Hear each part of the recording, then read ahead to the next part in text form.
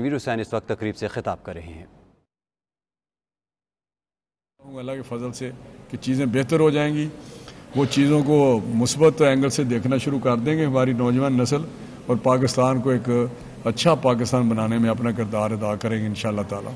और 23 का इलेक्शन है, 23 में जब वो इलेक्शन होगा तो उसमें देखो बड़ी क्लियर कट बात है, अगर जिसको भी लोग मैंडेट देते हैं वो आराम से कबूल करे, उसको एक्सेप्ट करे। जो भी रिज़ल्ट आता है, हमारे ख़िलाफ़ आता है, PTI के ख़िलाफ़ आता है, तो मैं समझता हूँ कि PTI फिर ये ना कहे कि धांधली हो गई है या इलेक्शन कमीशन गलत सा, हम ना कहें ये, हम उसको एक्सेप्ट करें और ये जो हर इलेक्शन में धांधली का शोर होता है इसको ख़त्म करके आगे बढ़ें, ताकि हमें स्टेबिलिटी की बहुत ज़रूरत है, पॉलिटिकल स्टेबिलिटी की इंतहा से ज़्यादा ज़रूरत है, क्योंकि हमारी इकोनॉमिक कंडीशन ऐसी है कि हमें इस वक्त पॉलिटिकल स्टेबिलिटी चाहिए।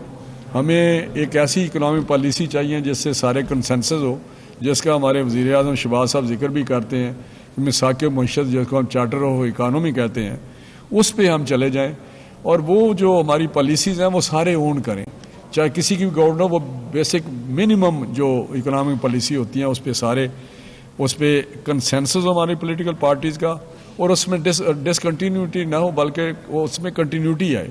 बाकी हम सियासत करते रहें, अपना अपना एजेंडा इम्प्लीमेंट करते रहें, इसी तरह पाकिस्तान आगे बढ़ सकता है।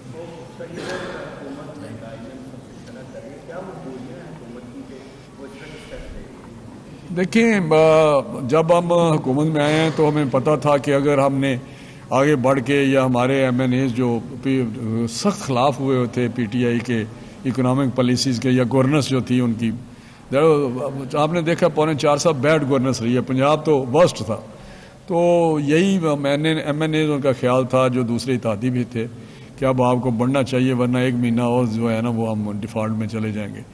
तो फिर हम आए, आईनी तौर पे तब्दीली आई, तो उसमें हमने देखा वाकई कि बहुत बुरी हालत है।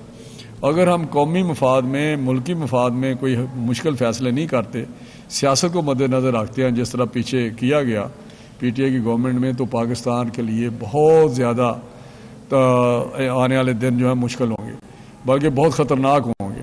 तो उसमें कुछ मुश्किल फ़ैसले किए हैं, लोगों को तकलीफ़ पहुँची है, लेकिन कौमें जो हैं वो उस मुश्किल वक्त से गुजरती हैं, उसको एक्सेप्ट करती हैं और उसको ओन करती हैं कि ठीक है मुश्किल हालात हैं, हम इससे, लेकिन अब वो मुश्किल हालात से हम निकल रहे हैं।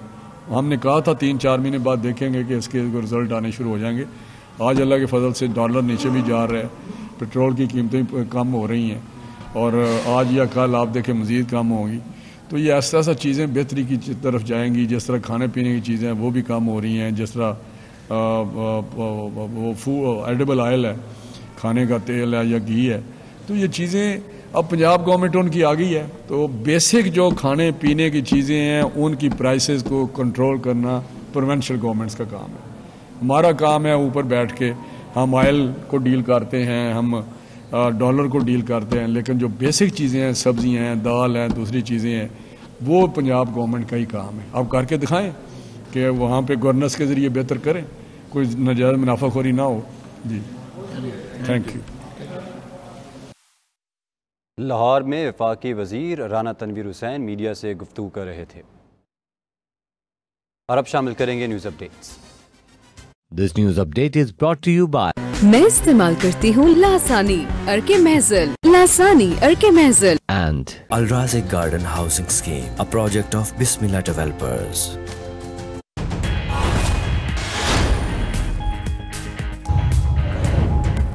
वज़ीर आज़म शहबाज शरीफ ने वज़ीर आज़म हाउस के सब्ज़ाज़ार में पौधा लगाया। वज़ीर आज़म का कहना है कि हमें अपने जंगलात को महफूज करना होगा, मौसमियाती तब्दीलियों के असरात से बचने के लिए इक़दाम करना होंगे।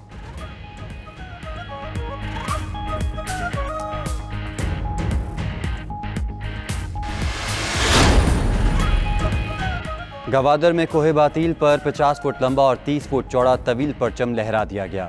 मेजर जनरल अनायत हुसैन ने परचम कुशाई करके जश्न आज़ादी की तकरीब का आगाज़ किया। तकरीब में आला फौजी और सिविल अफसरान और शहरियों ने शिरकत की।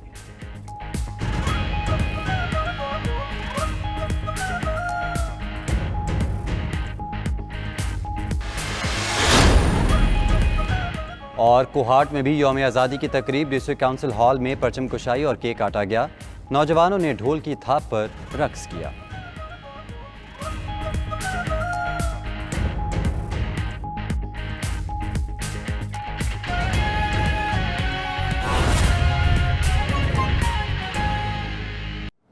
न्यूज़ अपडेट्स आपने जानी। अभी आपको बराह रास्त ले चलेंगे कराची, जहां पर वफाकी वजीर अमीनुल हक इस वक्त मीडिया से गुफ्तगू कर रहे हैं। तो मुख्तलिफ सवाल आपने किया, मैं उसके जवाब देता हूँ। यस, हम एक कोलिजन पार्टनर के तौर पर हुकूमत में मौजूद है और कोलिजन पार्टनर ने क्या फैसला किया? फैसला किया है कि पार्लियामेंट की सुप्रीमेसी कायम व दायम रहनी चाहिए।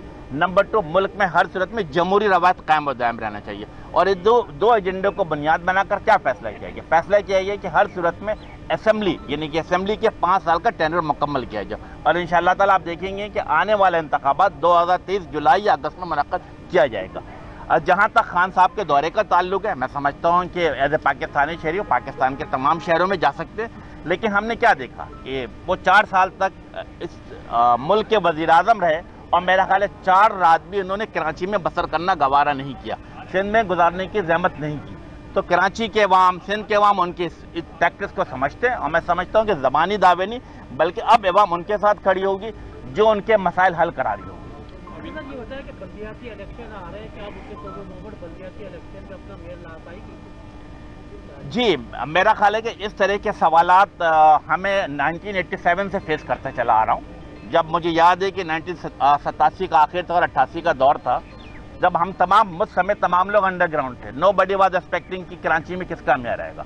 MKM ने प्रूव किया और पिछले 30 सालों से, आई रिपीट, पिछले 3 दहाइयों से, और आप सबको याद होगा 2015 5 दिसंबर जब इलेक्शन हो रहा था, बल्दियाती इलेक्शन, हर तरफ क्या था कि MKM कहीं नजर नहीं आ रही है और फैसला जब बैलेट से क्या निकला, बैलेट हमेशा पतंग के निशान निकलता। और मैं समझता हूं कि मुझ समेत पाकिस्तान के तमाम लोगों को उसी फैसले को कबूल करना चाहिए जो बैलेट से बरामद होता है। इंशाअल्लाह ताला MKM माजी पिछले 3 दहाइयों से इस बात पे एतबार एतमाद करती चली आ रही है कि यस, शहरी सिंध के अवाम MKM के साथ खड़े और अल्हम्दुलिल्लाह जब 28 तारीख को 28 जुलाई को इलेक्शन होगा, आप सब देखेंगे कि बैलेट से सिर्फ पतंग और पतंग बरामद होगा। अमित शाह ये बताइएगा कि आप कराची को ओन करते हैं, बात कहते हैं ये, लेकिन कराची में सबसे बड़ा मसला पानी, सड़कों की जो हालात हैं और फिर KL इलेक्ट्रिक ने अजीब बिजली गर्दी मचाई हुई है। रेट्स कहाँ पहुँच गए? आप फेडरल लेवल पे हैं, कोई रिलीफ मिल सकता है? क्योंकि बिजली इतनी महंगाई वैसी है और फिर उस पर से जो पिछले महीने के जो बिल्स आए तो उसमें हम एक्सपेक्ट करें आपसे कि कुछ। और इंशाअल्लाह ताला आप देखेंगे कि आने वाले इंतखाबात 2023 जुलाई या अगस्त में मुनक्कद किया जाएगा। जहाँ तक खान साहब के दौरे का ताल्लुक है, मैं समझता हूँ कि एज ए पाकिस्तानी शहरी पाकिस्तान के तमाम शहरों में जा सकते हैं, लेकिन हमने क्या देखा कि वो 4 साल तक इस मुल्क के वज़ीर आज़म रहे और मेरा ख्याल है 4 रात भी उन्होंने कराची में बसर करना गवारा नहीं किया, सिंध में गुजारने की जहमत नहीं की।